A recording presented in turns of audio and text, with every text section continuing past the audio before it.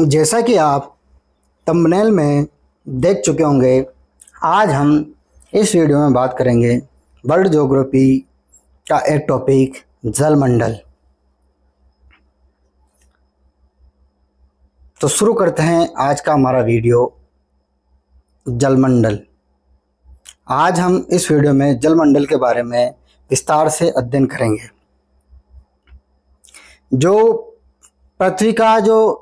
पृथ्वी पर जल का वितरण है, उसमें जो जलमंडल भाग है वह 70.8% है, जबकि जो स्थलमंडल भाग है उस पर स्थलमंडल भाग है पृथ्वी पर 29.2% है। जो महाद्वीपों की औसत ऊंचाई है, महाद्वीपों की औसत ऊंचाई 840 मीटर है। इम्पोर्टेंट है, महाद्वीपों की जो औसत ऊंचाई है 840 मीटर है, जबकि महासागरों की जो औसत गहराई है वो 3800 मीटर है। पृथ्वी पर जल का वितरण, जो पृथ्वी है उस पर जो जल का वितरण है, पूरे 100% जल में से जो जल है उसमें महासागरों का जल 97.25% है। जो कुल टोटल 100% जल है उसमें से 97% जल तो महासागरों के जल में है। हिमानी और हिमटोपियों में 2.05% जल है। भूमिगत जल 0.68% है। नदियां और झीलों में 0.01% है। मृदा में नमी में 0.005% है। जबकि जो स्वच्छ जल है, स्वच्छ जल 2.25% है। जो स्वच्छ जल है 2.25% है स्वच्छ जल, जो कि पीने योग्य है। प्रशांत महासागर और अटलांटिक महासागर में 90% भाग, प्रशांत महासागर, अटलांटिक महासागर और हिंद महासागर, इसमें 90% जल पाया जाता है सागरों का।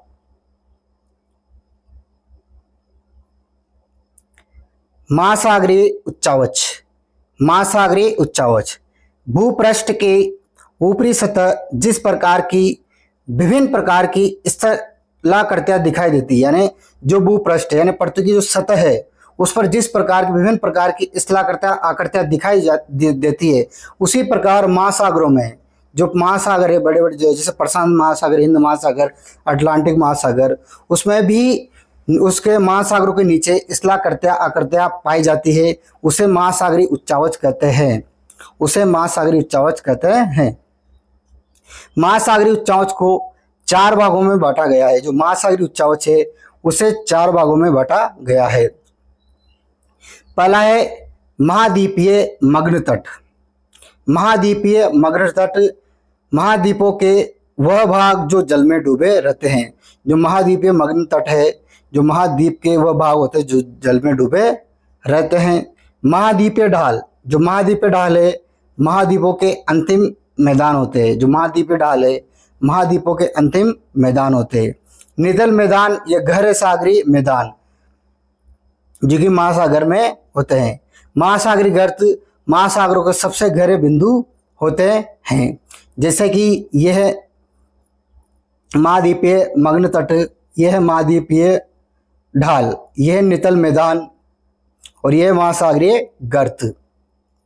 सागर के अंदर भी स्थलाकृतियां पाई जाती है जिन्हें महासागरीय स्थलाकृतियां कहते हैं, सागरीय स्थलाकृतियां कहते हैं। 4 प्रकार में बांटा है, महाद्वीपीय मग्न तट, महाद्वीपीय ढाल, नितल मैदान, ये गहरे सागरीय मैदान, या महासागरीय गर्त। इनकी विस्तार से बात करेंगे। तो शुरू करते हैं। सबसे पहले महाद्वीपीय निगमन तट के बारे में। महाद्वीपीय निगमन तट महाद्वीपों के वह भाग जो जल में डूबे रहते हैं। महाद्वीपीय के वह भाग जो जल में डूबे रहते हैं जिन्हें निगमन तट कहलाते हैं। जो महाद्वीपों के वो भाग है जो जल में डूबे रहते हैं वह निगमन तट कहलाते हैं। इनकी जो ढाल प्रवणता होती है, जो महाद्वीपीय निगमन तट है उनकी जो ढाल प्रवणता होती है 1 डिग्री से 3 डिग्री तक होती है। इनकी ढाल प्रवणता 1 डिग्री से 3 डिग्री होती है। इनकी जो महाद्वीपीय निगमन तट की जो गहराई होती है 100 फेदम होती है। एक फेदम में 6 फीट होती है। इनकी जो गहराई होती है 100 फेदम होती है। एक फेदम में 6 फीट होती है। जो औसत चौड़ाई है इनकी 700, इनकी जो औसत चौड़ाई है 70 किलोमीटर है। लेकिन जिन महाद्वीपों के किनारे पर वलित पर्वत श्रृंखला स्थित है वहाँ निगमन तट संकरे, जबकि साइबेरिया तट पर सबसे विस्तृत है।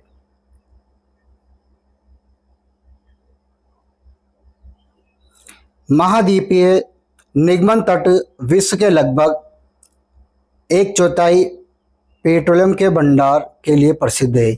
जो महाद्वीपीय निगमन तट है विश्व के लगभग 1/4 पेट्रोलियम के भंडार के लिए प्रसिद्ध है।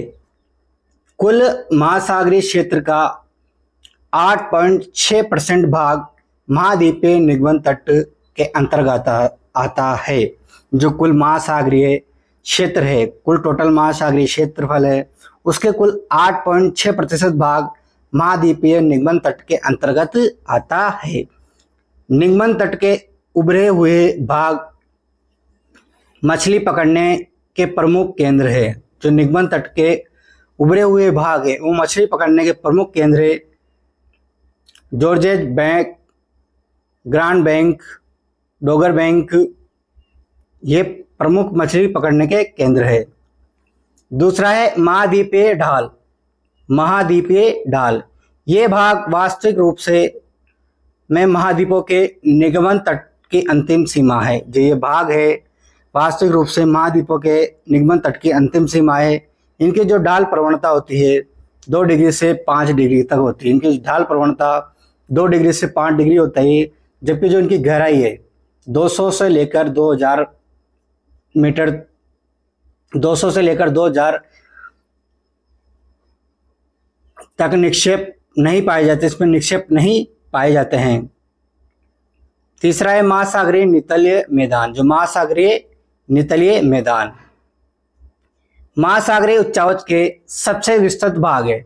जो महासागरीय उच्चावच है उसके सबसे विस्तृत भाग है, जो कि महासागर के 40% भाग पर पाए जाते हैं। इनकी जो गहराई है 3000 से 6000 मीटर है। जिनकी जो गहराई है महासागर में 3000 से 6000 मीटर है। इनकी जो ढाल प्रवणता है 1 डिग्री होती है। इनकी जो ढाल प्रवणता है 1 डिग्री होती है। नितल मैदान में स्थल जनित अवसाद तथा समुद्र जीवों के अस्थिर पंजर पाए जाते हैं। जिस नितले मैदान होते हैं इसमें स्थल जनित अवसाद तथा समुद्र जीवों के अस्थिर पंजर पाए जाते हैं। इस भाग में विभिन्न स्थलाकृतियां दिखाई देती है, जैसे कटक ज्वालामुखी पर्वत, गुयोट, समुद्री चबूतरा बोलते हैं जिसे, गर्त, टेंच आदि स्थलाकृतियां पाई जाती है महासागरीय नितल मैदान में। महासागरीय गर्त या खाइयाँ। चौथा उच्चावच है महासागरीय गर्त या खाइयाँ। महासागरों के सबसे गहरे बिंदु को गर्त कहलाता है। जो महासागर है उनके अंदर जो सबसे गहरा बिंदु होता है, जो स्थलाकृति होती है, उसे गर्त कहते हैं। जो सबसे गहरे भाग होते हैं उन्हें गर्त कहते हैं। इनकी जो औसत गहराई होती है 5500 मीटर होती है। जो महासागरीय गर्त है उनकी औसत जो गहराई होती है 5500 मीटर होती है। महासागरीय गर्तों का निर्माण विवर्तनिक प्लेटों के अभिसरण द्वारा विनाशात्मक किनारों पर होता है। जो महासागरीय गर्तों का निर्माण है विवर्तन प्लेटों के अभिसरण द्वारा विनाशात्मक किनारों पर होता है। महासागरीय गर्तों का सर्वाधिक विस्तार प्रशांत महासागर में पाया जाता है। जो महासागरीय गर्त है उसका सर्वाधिक विस्तार प्रशांत महासागर में पाया जाता है, क्योंकि प्रशांत महासागर में विवर्तन प्लेटों में अभिसरण गति होती है। जो महासागरीय गर्तों का जो सर्वाधिक विस्तार प्रशांत महासागरीय में पाया जाता है, क्योंकि प्रशांत महासागर में विवर्तन प्लेटों में अभिसरण गति होती है। जैसे मेरियाना ग्रंथ, जो मेरियाना ग्रंथ है, अल्यूशियन ग्रंथ, क्यूराइल ग्रंथ, जापान ग्रंथ, मिंडानाओ ग्रंथ, ये प्रमुख ग्रंथ है। प्लूटोरिको ग्रंथ अंटार्कटिका महासागर सबसे गहरी गर्त है। सुंडा गर्त हिंद महासागर का सबसे गहरा गर्त है। सैंडविच गर्त दक्षिण अटलांटिक महासागर में है। जो सैंडविच गर्त है दक्षिण अटलांटिक महासागर में है। महाद्वीपीय उत्थान, जो महाद्वीपीय उत्थान है जहां पर महाद्वीपीय ढाल का अंत होता है, जहां पर महाद्वीपीय ढाल का अंत होता है वहां पर बहुत मंद ढाल वाले उत्थान पाए जाते हैं जिनकी ढाल प्रवणता 0.5 से लेकर 10 डिग्री सेल्सियस होती है। महासागरीय कटक, जो महासागरीय कटक होते हैं महासागरीय प्लेटों में अपसरण गति के कारण ज्वालामुखी पर्वतों की एक श्रृंखला पाई जाती है। जो महासागरीय प्लेटों में अपसरण गति के कारण ज्वालामुखी पर्वतों की जो एक श्रृंखला पाई जाती है जिसे कटक कहते हैं। कटकों की सर्वाधिक संख्या अटलांटिक महासागर में है। जो कटक है उनकी जो सर्वाधिक संख्या है अटलांटिक महासागर में। विश्व का सबसे लंबा कटक मध्य अटलांटिक कटक है जो अटलांटिक महासागर में है। इसका विस्तार उत्तर में आइसलैंड से लेकर दक्षिण में आर्कटिक महाद्वीप तक विस्तृत है। जिसका विस्तार है उत्तर में आइसलैंड से लेकर दक्षिण में आर्कटिक महाद्वीप तक फैला हुआ है। जो लवणता मापने का यंत्र होता है, लवणता मापी बोलते हैं उसे सेलेनोमीटर कहते हैं। सर्वाधिक लवणीय महासागर अटलांटिक महासागर है। जो सबसे ज्यादा लवण महासागर है वह अटलांटिक महासागर है। गुयोट, ज्वालामुखी द्वारा निर्मित एकाकी पहाड़ियों के नुकीले भाग लहरों द्वारा अपरदित होकर सपाट उठे हुए भाग को गुयोट कहा जाता है। यानी महासागरों में जो ज्वालामुखी द्वारा निर्मित एकाकी पहाड़ियों के नुकीले भाग लहरों द्वारा अपरदित होकर सपाट उठे हुए भाग को गुयोट कहते हैं। सागरीय लवणता, जो सागरीय लवणता है वो प्रति 1000 ग्राम जल के में लवणों की मात्रा लवण कहलाती है। जो सागरीय लवणता है प्रति 1000 ग्राम जल में लवणों की मात्रा लवणता कहलाती है। लवणता को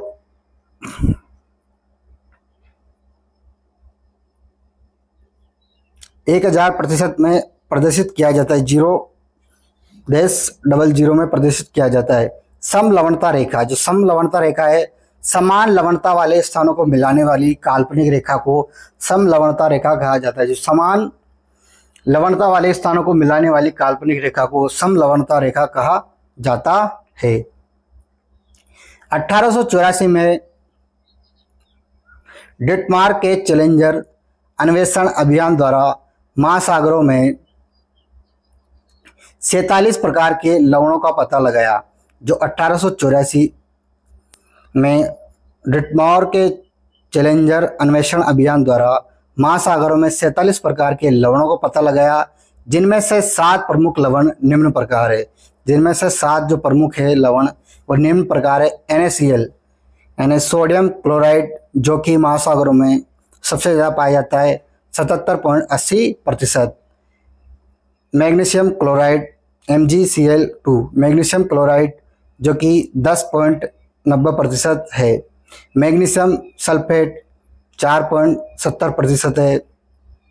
कैल्शियम सल्फेट, उसके बाद potassium sulphate, calcium carbonate, magnesium bromide, ये 7 प्रमुख लवण हैं जो मुख्यतः महासागर में पाए जाते हैं। सर्वाधिक सोडियम क्लोराइड, उसके बाद मैग्नीशियम क्लोराइड और मैग्नीशियम सल्फेट प्रमुख है। महासागरीय जल में सोडियम क्लोराइड की मात्रा सर्वाधिक जबकि नदियों के जल में कैल्शियम की मात्रा सर्वाधिक होती है।